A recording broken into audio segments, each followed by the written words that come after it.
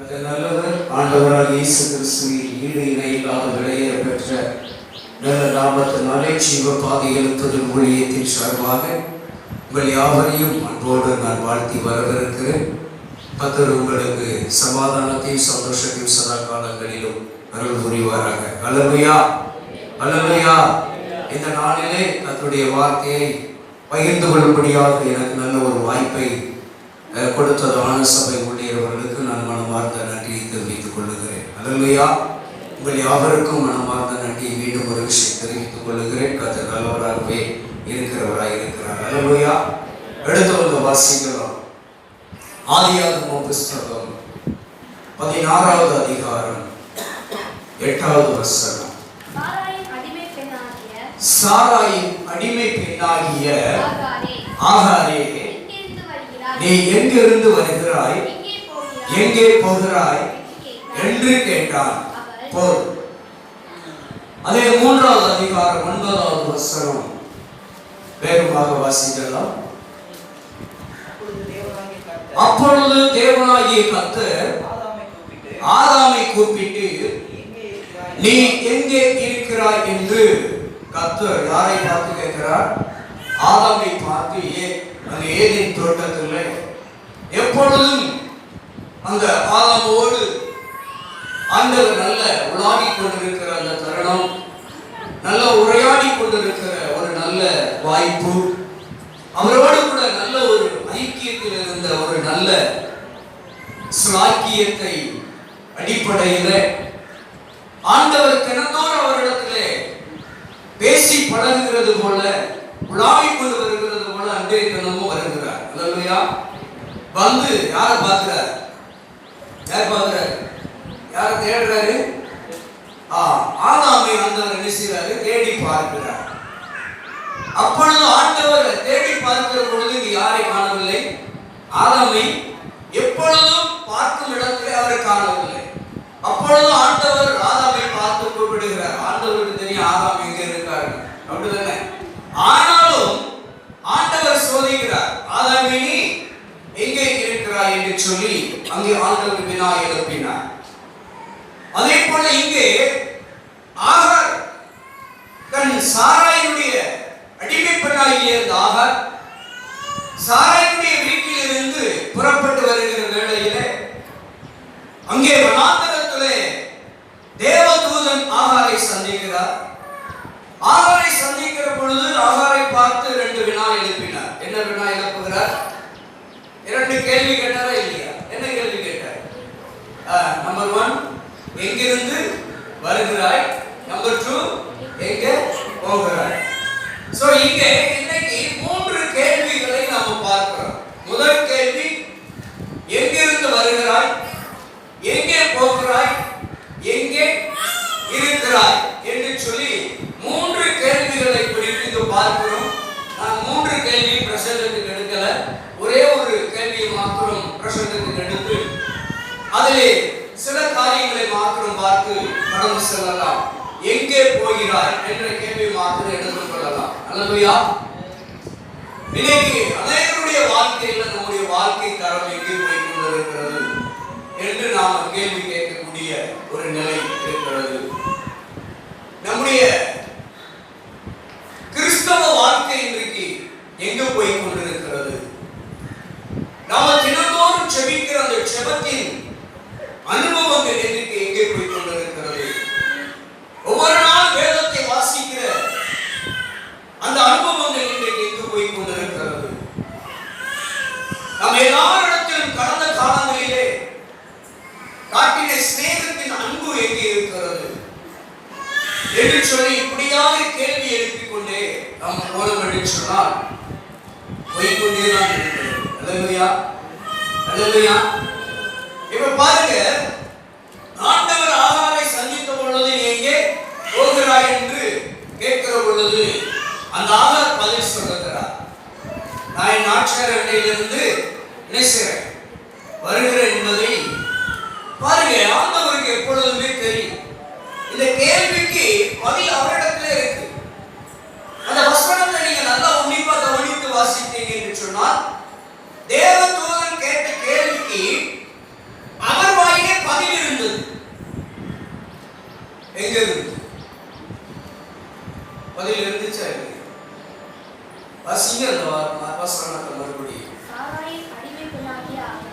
சாராயின் அடிமை பெண்ணாகிய ஆகாரே, எங்கிருந்து வருகிறாய், எங்கே போகிறாய் என்று சொல்லி கேள்வி கேட்கிறார். எங்க கேட்கிறா? என்ன கேட்கிறாரு? சாராயின் அடிமை பெண்ணாகிய ஆகாரே என்று கேள்வியிலே தொடக்கத்திலே பதில் இருக்கு. அப்ப அந்த பதில் தெரிந்திருந்தும் எங்க போறன்னு கேட்கிறார். எங்கிருந்து வந்தது கேட்கிறார். அந்த கேள்வி கேட்டிருக்க வேண்டாம். எங்க போறன்னு வேணா கேட்டிருக்கலாம். எங்கிருந்து வந்தாயின்னு கேட்டாரு பாருங்க. அப்ப தெரிஞ்சுதான் கேட்டிருக்கிறார். அல்லேலூயா. அப்ப ஆண்டவருக்கு எல்லாமே தெரியும். நம்முடைய எல்லா சூழ்நிலைகளும் அவருக்கு நல்லா தெரியும். இன்னைக்கு நம்முடைய வாழ்க்கை காலம் எங்கே போய் கொண்டிருக்கிறது என்பதை மாத்திரம் ஆண்டவர் சுட்டி காட்ட விரும்புகிறார். நம்ம எங்க போகணும், எங்க போகக்கூடாது என்று சொல்லி நீங்க பிரதர் பாப்பீங்கன்னு நினைக்கிறேன். யூடியூப் பார்த்துருக்கீங்க. யூடியூப்ல இந்த செய்தி கடந்த நாட்களில் முதல் பாகம் வெளியிட்டோம். இரண்டாவது பாகத்துக்காக இன்னைக்கு உங்க மத்தியில் பிரசங்கம் பண்றேன்.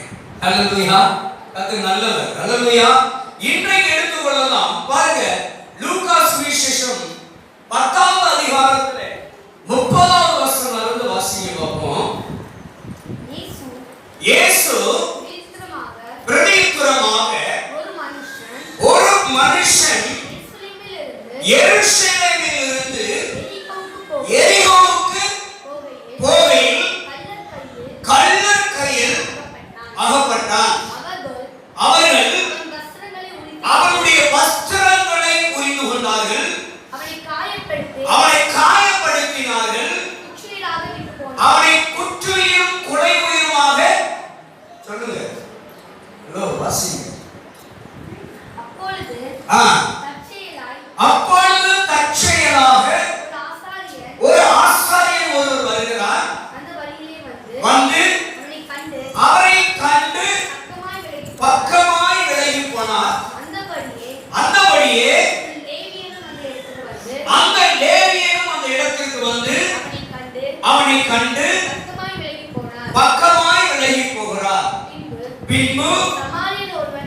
பின்பு சமாரியன் ஒருவன் பிரயாணமாய் வருகையில் அவனை கண்டு மனதுருகி கிட்ட வந்து அவருடைய காயங்களை கட்டி திராட்சரசமும் பார்த்து காயங்களை கட்டி அவனை தன் சுய வாகனத்தை ஏற்றி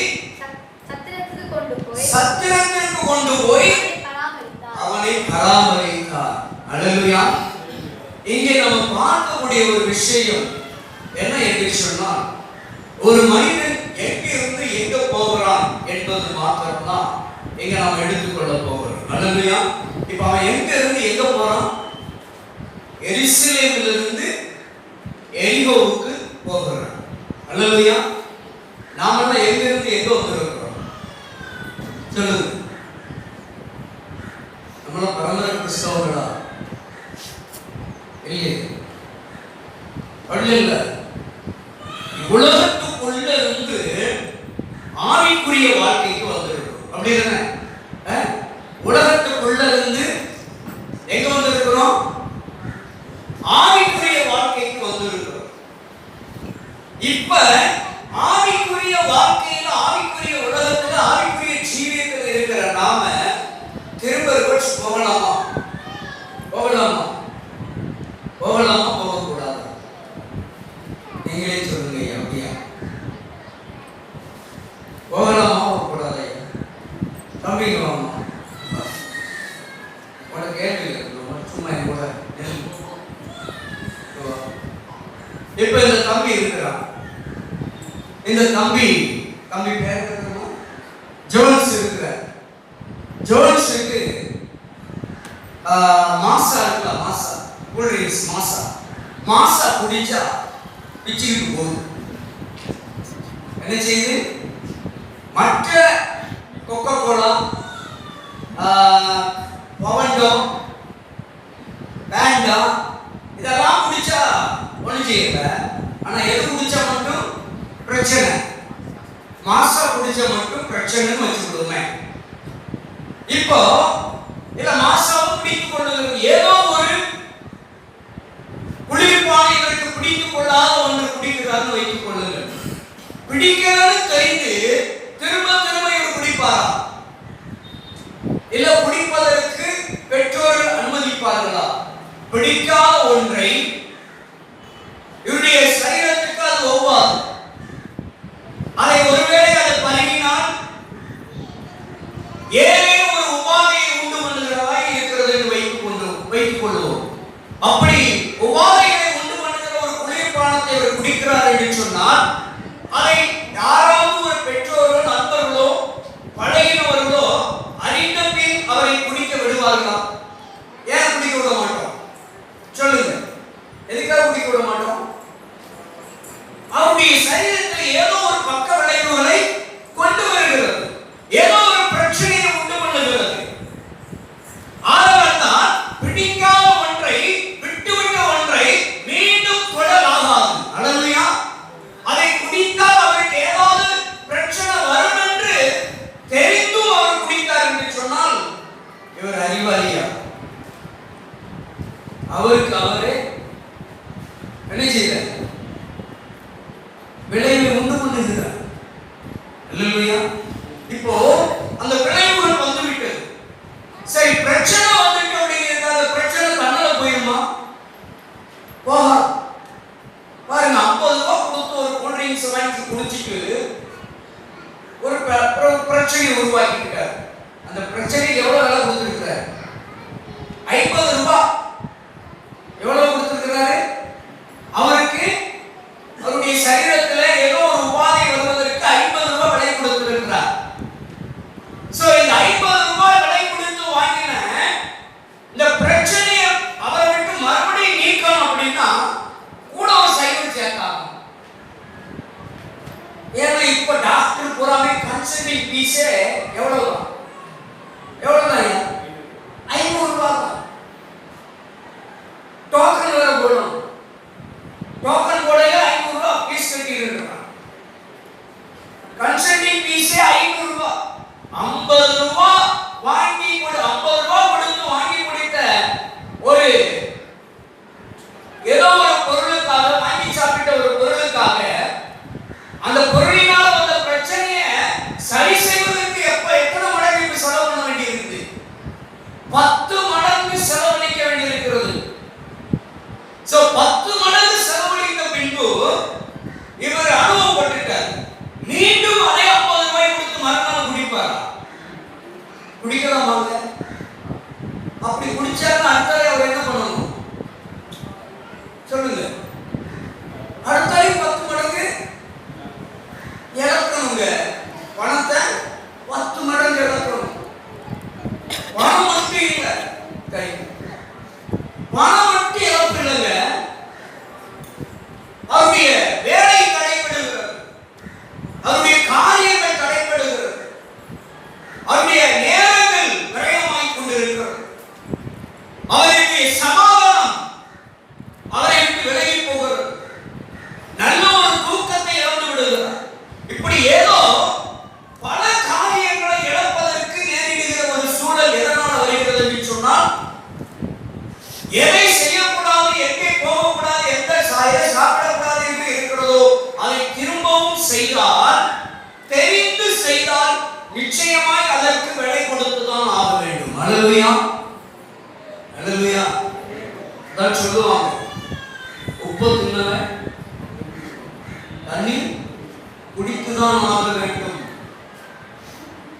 இங்கே அருமையான ஒரு நல்ல பட்டணத்திலே வாழ்ந்து கொண்டிருக்கிற ஒரு மனுஷன், பாதுகாப்பு நிறைந்த தாய் பட்டணம் என்று சொல்லப்படுகிற ஒரு எருசலேம் பட்டணத்திலே வாழ்ந்து கொண்டிருந்த ஒரு மனுஷன், உலகம் என்று சொல்லப்படுகிற எரிகோவை நோக்கி பிரயாணப்படுகிறார். அந்த இடத்திற்கு போனா பிரச்சனை, அந்த இடத்துல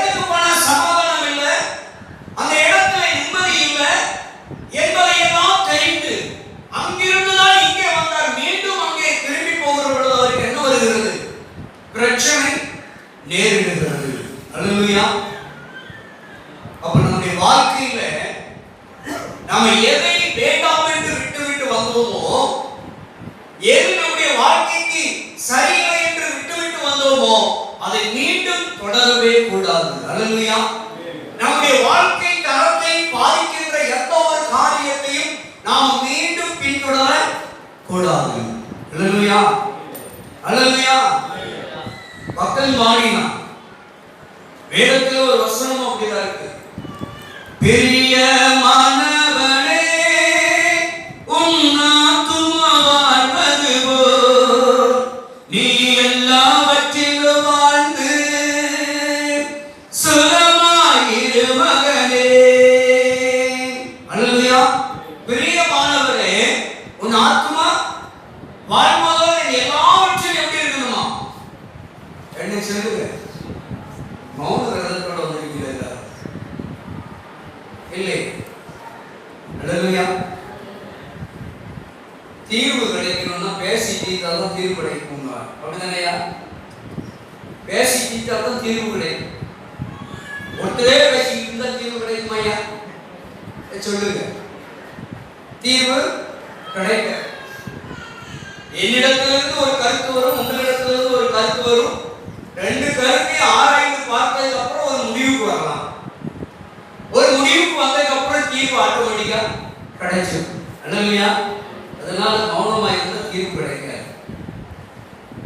ஆம் என்றும் ஆமென் என்றும் இருக்கிறதா இல்லையா? அப்ப நம்ம என்ன சொல்லிக்கொண்டே இருக்கணும்?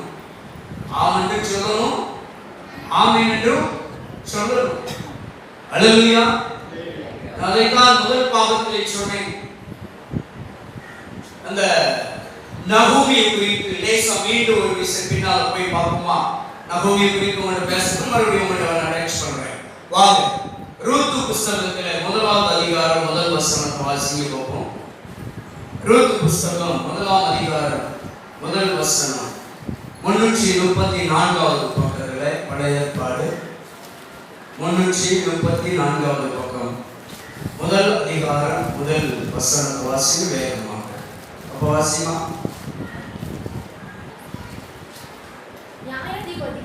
நியாயாதிபதிகள் நியாயம் விசாரித்து வரும் நாட்களில் தேசத்திலே பஞ்சம் உண்டாயிற்று.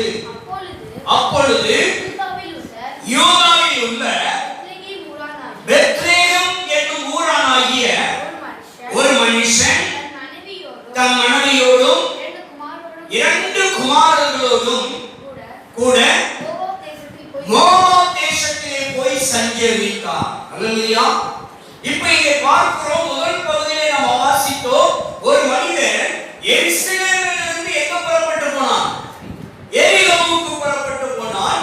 இங்கே பார்க்கிறோம், யூதா தேசத்தில் உள்ள பெத்லேhem என்னும் ஊரிலிருந்து ஒரு மனுஷன் இப்ப எங்க போறாரு? மோவாப் என்னும் அந்நிய தேசத்துக்கு புறப்பட்டு சொல்லுகிறார்.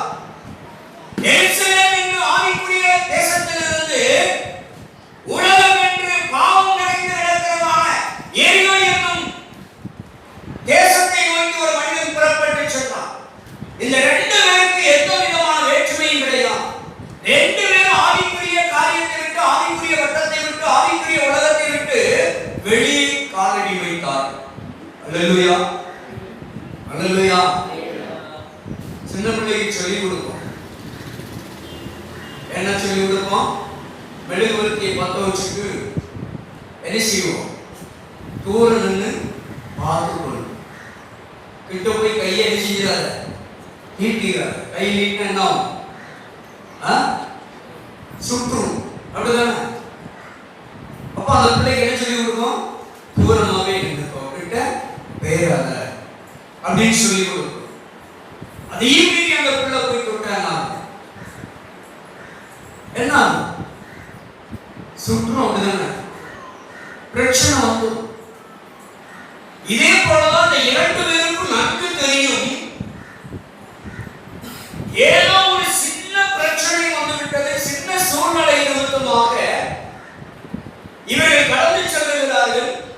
நாம் இருக்கிற இடம் ஒரு நல்ல பாதுகாப்பான இடம், நாம் வசிக்கிற பூமி பாதுகாப்பான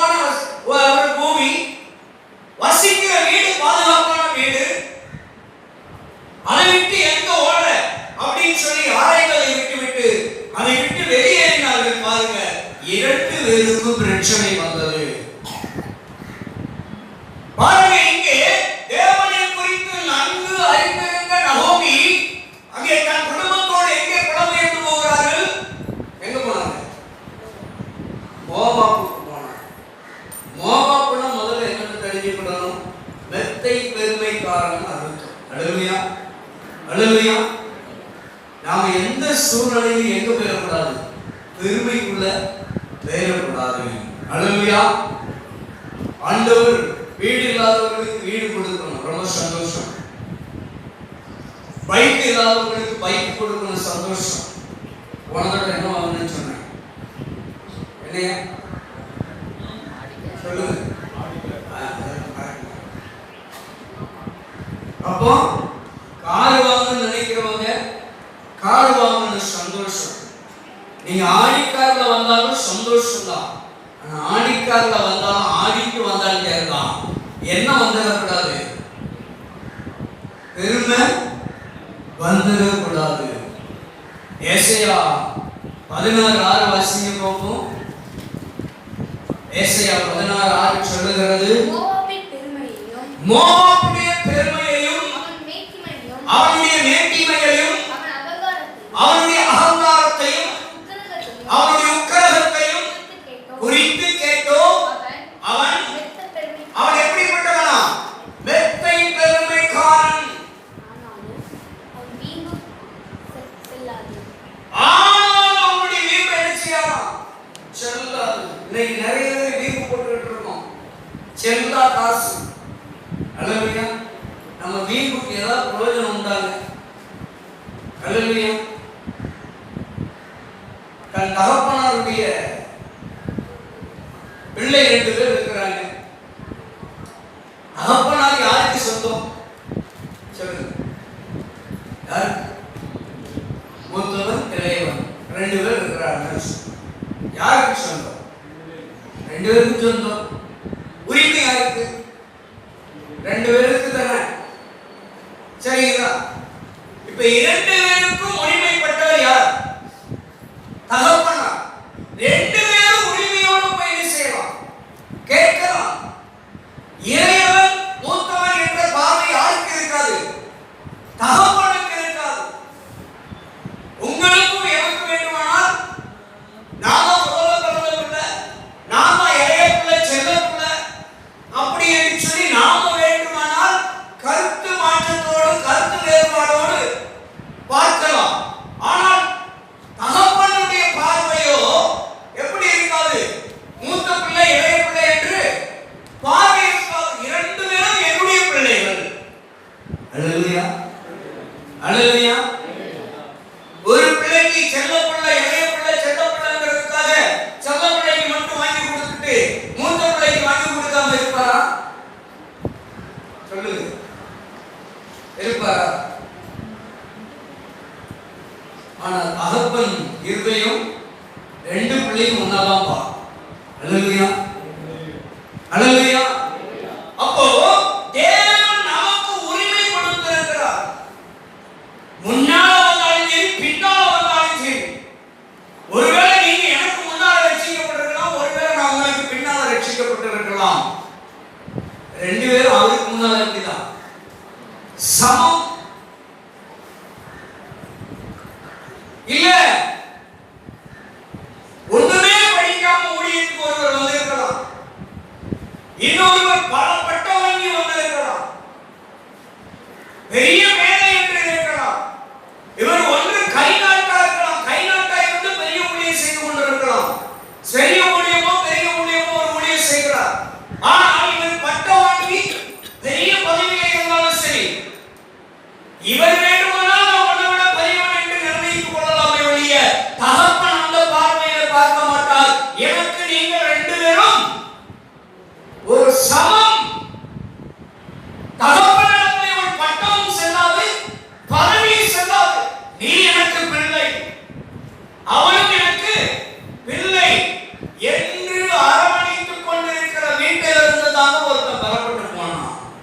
நான் அங்க போனோம்னா அள்ளி குமிச்சிருக்கலாம் அப்படின்னு ஒருத்தன் என்ன பண்ணான், எருசலேமிலிருந்து வெளியேறணும். பாருங்க, இன்னைக்கு அப்படித்தான் நிறைய குடும்பத்துல பிள்ளைகள் பெற்றோரிடத்துல வீம்பு காட்டி வீட்டை விட்டு என்ன செஞ்சிருக்காங்க, வெளியே போயிடுறாங்க. நீ அவனுக்கு மட்டும் அள்ளி அள்ளி கொடுக்குற, அவளுக்கு மட்டும் அள்ளி அள்ளி கொடுக்குற,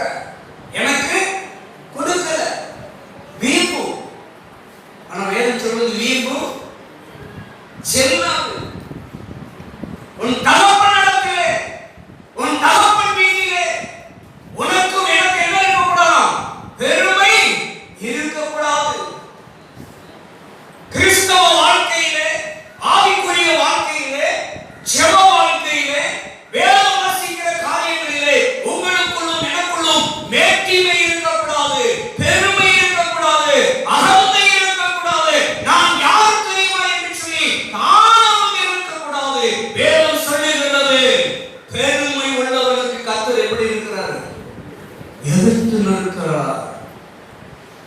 அல்லேலூயா. இங்க புறப்பட்டு போனான். யார் கையில் சிக்கணும்? கள்ளர் கையிலே அகப்படுகிறார். கள்ளர் கையில் அகப்பட்ட உடனே அவங்க என்ன பண்ணிட்டாங்க? முதல்ல அவனை என்ன பண்ணாங்க? போன உடனே வந்தாலும் 4 சாத்துனாங்களா? இல்ல. அவனுடைய வஸ்திரங்களை என்ன செய்தார்களா? உரிந்தார்கள்.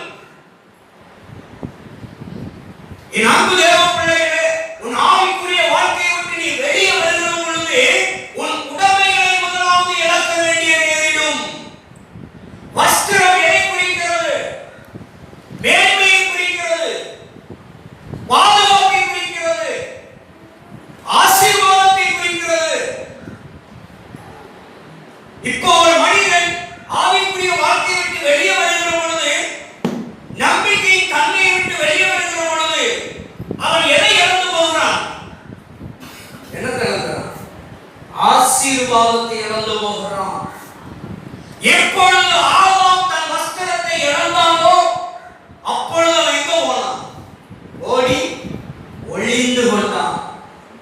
ஏங்க அவன் எதுக்கு இங்க ஓடி ஒளிஞ்சான்? ஆதாம் எதுக்கு ஓடி ஒளிஞ்சாரு? சொல்லுங்க. ஹலோ, இருக்கீங்களா? ஆதாம் எதுக்காக ஓடி ஒளிஞ்சாரு? கொலை செஞ்சாரா? இல்ல. கொள்ளையடிச்சாரா? இல்ல. அப்ப எதுக்கு ஓடி ஒளிஞ்சாரு? சொல்லுங்க. எதுக்காக ஓடி ஒளிஞ்சாரு? தாங்கள் நிர்வாணிகள் என்று அறிந்து மரத்துக்கு பின்னால போய் ஒளிந்து கொண்டிருக்கிறார். ஏன்? ஆண்டவர் இவர்களை படைக்கிற பொழுது, அவர்களுக்கு ஆண்டவரோடு உலாவிக் கொண்டிருக்கிற பொழுது அவன் தன் நிர்வாணி என்று அறியாமல் தானே இருந்தான். அப்ப எப்படி இருந்தான்? இப்ப எண்ணத்தை இழந்ததுனால நிர்மாணி ஆயிட்டான். வஸ்திரத்தை இழந்துட்டான். அதனால தானே வஸ்திரத்தை இழந்ததுனால தான் நிர்மாணி என்று அறிந்தான். அவன் என்ன வஸ்திரம் கொண்டிருந்தான்? தேவன் முதலாவது அவனுக்கு கொடுத்திருந்தது நீதியின் சால்வை, நீதியின் வஸ்திரத்தை அவன் இழந்து போனான். எதை சாப்பிடக்கூடாது என்று தேவன் விலக்கி வைத்தாரோ அதை சாப்பிட்டதன் நிமித்தமாக அவன் நீதியின் வஸ்திரத்தை இழந்து போனான்.